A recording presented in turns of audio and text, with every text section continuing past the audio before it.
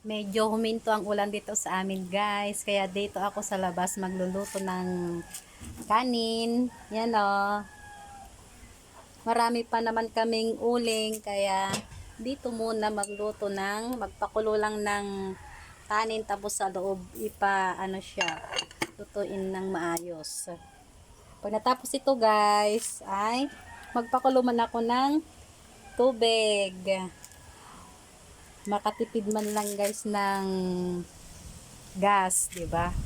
Hindi basta o hindi agad mauubos kasi maraming uling, may panggatong pa naman kami. Saka ito, maraming bao.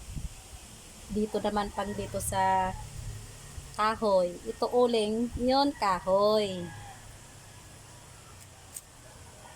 Meron dito yung uling guys, oh.